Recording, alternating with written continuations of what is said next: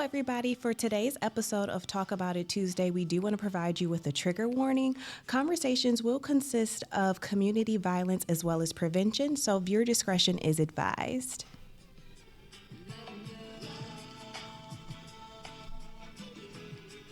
All right. Hey, this is Robert Reed. We're back again with another Talk About It Tuesday, and I'm so excited to be here with Alexis Love. And we have another incredible guest that we're going to be talking with today, Latrese Brown.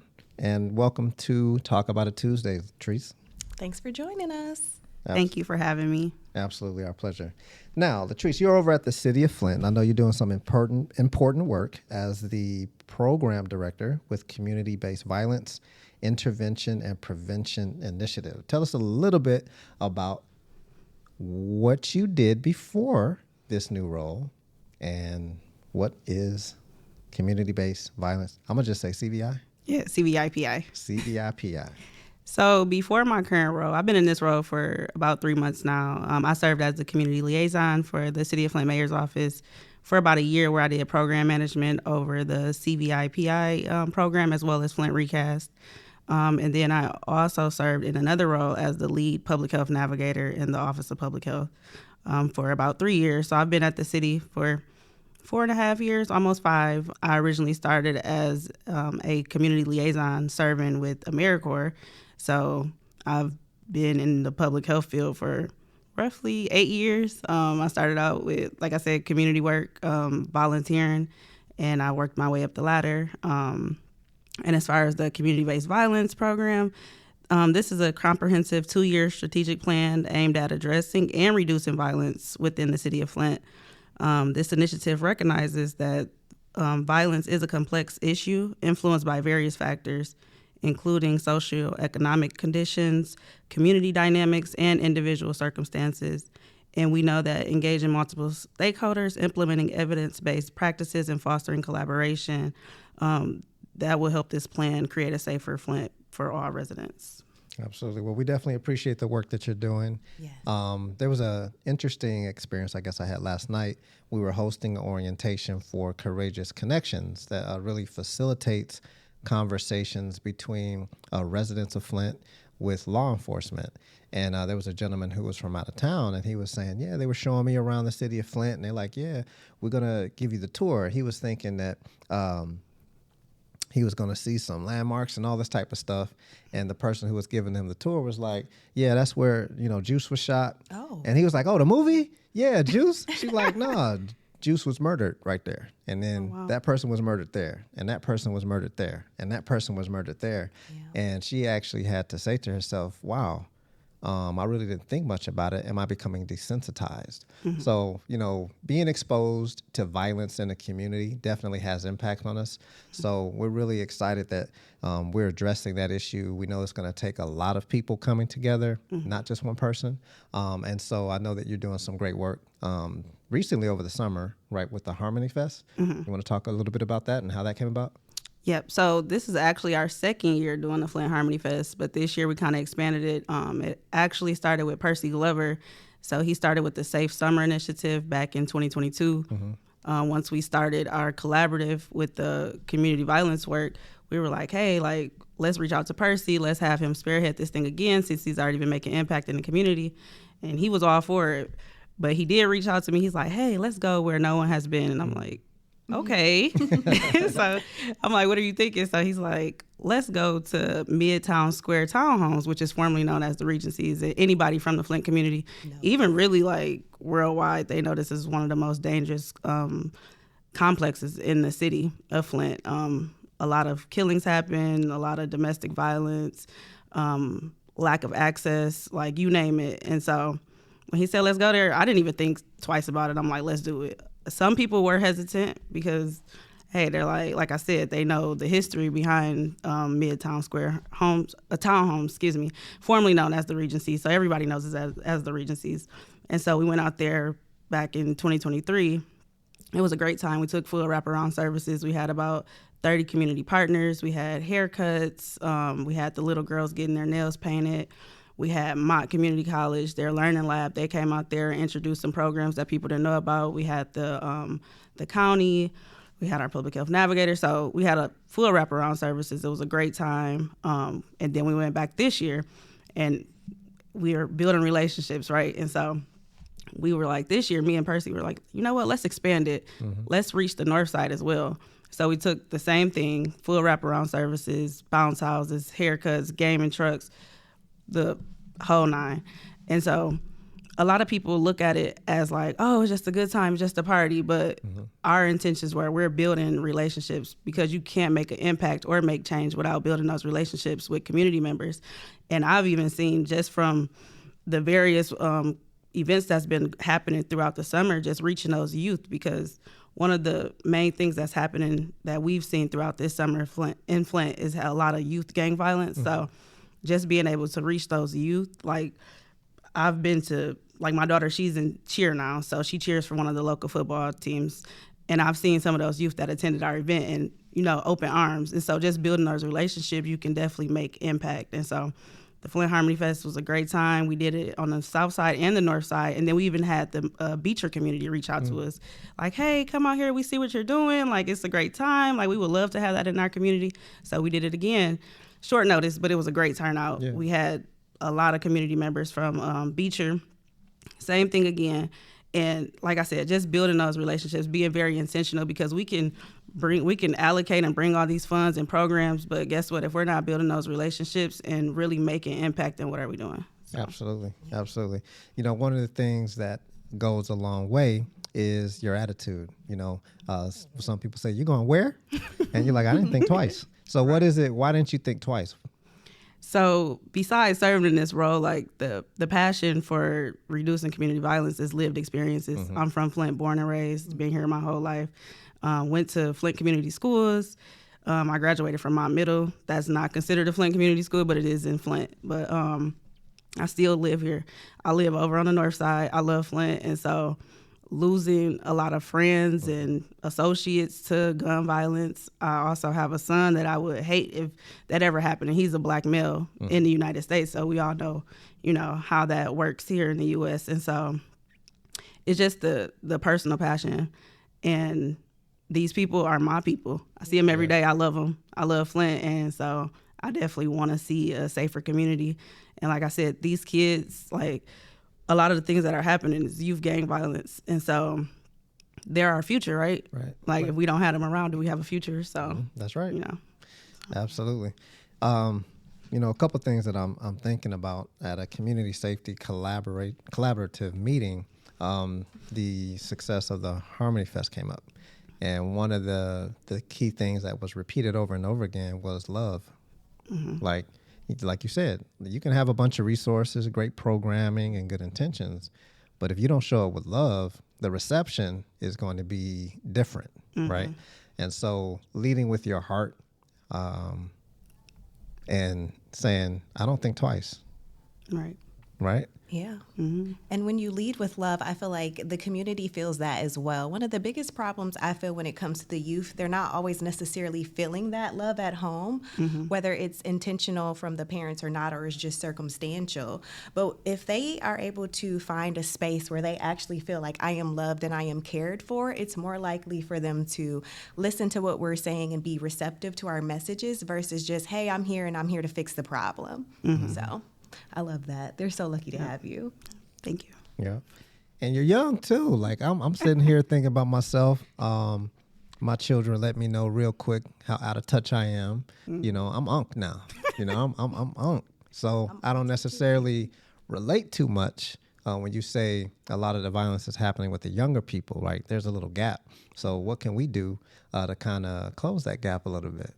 I would definitely say, like you all mentioned, leading with love, and just being ready to listen instead of coming with solutions. Like, sit down with them, listen to what they have to say. I think not even just youth, most people, especially like all the trauma we faced in Flint, like some people just want to tell their story. So just sitting there and like, okay, being empathetic, and it's like, okay, I hear you. Like, I relate to you. Like, I'm here to listen. But then also, if we have anybody that wants to mentor, a lot of the kids are saying like, I need guidance. I need mentorship. So being able to really provide that and not just being one of those people like, hey, I'm going to come, I'm going to do a photo op and I'm going to leave, or, you know, just to make it look good, like really being there and fulfilling that duty. I feel that. You know, it definitely is. I was asked actually some years ago to go into the schools. And one of the comedians, I think I shared the story before, but one of the comedians told me, you can come, would love to, you know, have you come to the schools, talk to the young people, but you can't come dressed like that. I'm like, dressed like what? You can't have a suit on, right? I'm like, what you mean I can't have a suit on? I can have a suit on, right?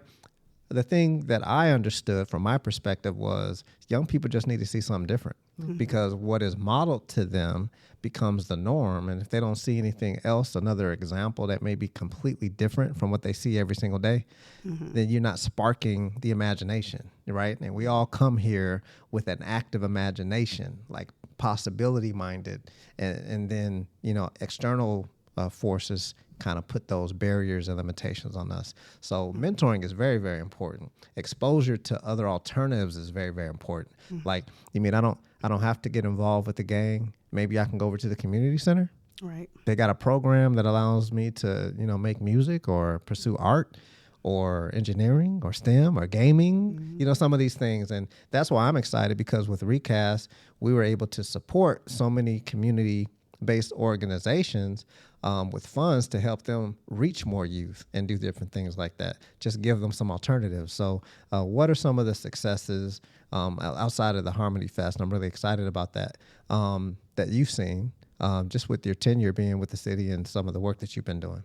So just to go back to the Harmony Fest really quickly. So this year we were also intentional about the people that we had attend the Harmony Fest. So this year we reached out to local rappers, Crispy Life Kid. We reached out to BFB Pac-Man. We reached out to Cheese Sticks, the comedian. And I felt like that made even more impact because, like you said, even though they do need to see like something out of their norm, seeing people that they idolize working with local government, working with different partner organizations is like, okay, that might spark an interest too. Like, okay, maybe, you know what, maybe they are okay. They're interacting with law enforcement too. And so we had youth coming over, they're taking pictures with the sheriff, they're taking pictures with other law enforcement. So just seeing that like really warmed my heart. Like, okay, all right, we making small steps, but we're making it, it's mighty for sure. But so we do have 5 sub-recipients. We have WOW Outreach, Hurley Trauma Recovery Center, Peacekeepers, North Flint Neighborhood Action Council, and Men's Movement. And so they're recipients of the CVI grant. And Peacekeepers, they're making a huge impact. They're out there, they're in the streets, they're connecting with families, victims and perpetrators. Like, everybody knows Peacekeepers. They're like, they have a program called Squash the Beef Before the Grief. And they have a big billboard over on Flushing and Ballinger, so you can't miss it. But a lot of people call them just to help with conflict mediation. They're working with the prosecutor's office, the sheriff. They're working with us. And so they've been a really big help with this work, as well as WOW Outreach. So they host their Unity March. We've just done the 23rd Unity March, and that was a great success. Just seeing people come out, we're marching through the neighborhoods and praying for people, giving them resources, and just, you know, even if they just need a hug. And so that's been some of the big things that's happened this year with the CVI work. Yeah, that's real. That's real. You know, you talk about lived experience. I'm gonna date myself real quick, you know. But back in the late 80s, I'm talking about 88, 89, right? I was actually in the 4th grade, and my family moved to South Central Los Angeles. Boys in the hood, a lot of gang violence. And we were dropped right in the heart of it. My dad did something because he said, these are our future. I'm not just going to sit back, right? And so he actually gathered some other folks, some neighbors and things, and we went down in the middle of the street, held hands, started singing and praying and just, you know, doing what we knew what to do. And believe it or not, the response was because they knew that we were sincere. And we're like, look, the children couldn't even come outside and play, you know, for fear of getting shot, you know. At that time, you know, when a gang member retaliated against the rival gang, the first responders would come And normally, like if you have an incident like that, you would try to cover up the victim. They didn't. They didn't cover him up. They would leave him out to incite more violence, right? That's the tone of what was going on. But by praying, just a few of us, we actually changed the environment to the selling drugs, and a lot of the violence died down while we were there. And so what you do definitely does matter. These little actions and steps, anybody can get involved. When they know that you're leading with love and sincerity, they'll respond to that. I truly believe that, even though that was in the 80s, it could still, that's a principle that goes, right? You're going to respond to that light. Yeah, and based off of just what both of you've been saying, it's really about that personal connection. Even how you said, I found it to be true too. Sometimes people just need a hug. And especially around here, anything that shows like any type of feelings or emotions is kind of frowned upon. But when you actually create that safe space for people, people can genuinely feel that you care. The response is just so different. Yeah. So. You made me reminded me of a conversation I was having with Cherie Stapleton over at Mothers of Joy Institute. And she had a campaign that said, I'm so proud of you.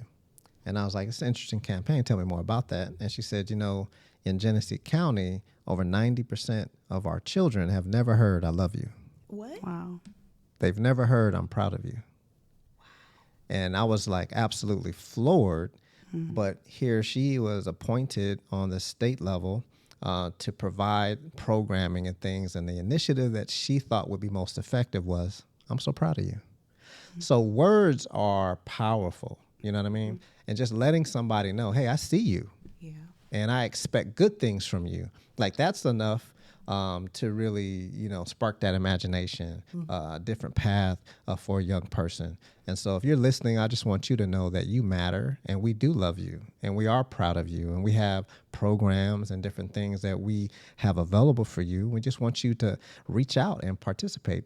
We did this podcast because we want to see more engagement. We want people to reach out to us, email us, send us a question. If you want us to talk about something, let us know what you want us to talk about. If you want us to show up and bring some resources to your street, your corner, let us know. There's definitely resources out here. And what the hope of this podcast is to help eliminate some of the barriers and get more involvement, see some more smiling faces, because, the potential of young people are limitless. Yes. It's not a question of what you can do. You can do anything, right? With the right teachers and the right environment, anything's possible. And I'm just excited for the work that you're doing, with your program. And anything else you want to share? How can people find out more about the violence intervention and prevention work that you're doing? What's the best way to reach out to you? So you can reach me by email at lbrown@cityoflint.com. Or you can attend our Community Safety Collaborative meeting, which takes place every second Wednesday of the month. The meetings do rotate monthly at different locations to reach different populations. However, this Wednesday, we will be over at Church Without Walls from 12 p.m. to 2 p.m. Yep. And you can also catch ReCAST, right? How can they reach out to ReCAST, right? I know that we have a email address that you can send us questions and different things, recast@flint.org. And I was trying to think of something else that we have, but I think or you can reach out to us on Facebook at Flint Resiliency in Communities After Stress and Trauma. Absolutely. That's what ReCAST stands for. If you guys didn't know. Absolutely. So we're excited, and let's talk. Let's lead with love. Let's go ahead and change things in Flint. What do you envision for Flint? Because, hey, we can do all things, right? Bye. There is not supposed